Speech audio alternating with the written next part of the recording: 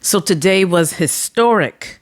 Kamala Harris. She became the first Black woman selected as a major party's presidential nominee. She is now officially the Democratic nominee for this year's presidential election. Kamala secured the majority of pledged delegates for the 2024 Democratic National Convention, again, making her the Democratic Party's presidential nominee. This is historic, and yes, she's the first Black Asian American woman to hold this position. Now, a lot of folks online were all up in my comments talking about Kamala ain't Black. Kamala ain't Black. Yes, she is. She's been Black ever since she was born.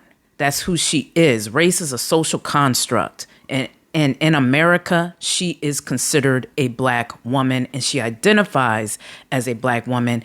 And I'm sure she also recognizes her mother's side, which is Indian. Now, how do I know that Kamala Harris identifies as a Black woman, has identified as a Black woman way before even becoming a politician? Well, she was heavy in Black culture where she grew up in Oakland. Then she went to an HBCU, Howard University.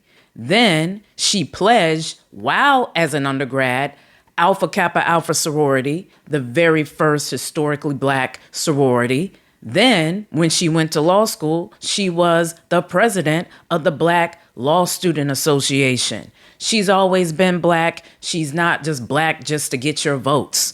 So this was all prior to her becoming a politician. So it's really a waste of time to even be talking about this. But also, when she did become a politician, she joined the Congressional Black Caucus. Kamala Harris is a Black woman. She's culturally Black. She's a Black woman. So stop questioning that and feeding into Trump's manipulative game of really trying to distract you, which is what that is. Because here's the real deal. It really doesn't matter what Kamala Harris's race is. It does not matter. She's the best person, in my opinion, for the job, period. And that's why I'm going to be voting for her. And I encourage you to vote however you want to vote. But for me, I'm going to vote for Kamala Harris. But again, this whole race debate is just a distraction and a waste of time. In fact, Toni Morrison, the late, great Toni Morrison, she said it best. And Toni Morrison, by the way, is also a Howard grad, is also an AKA. Would you look at that? Just like Kamala Harris. And this is what she had to say.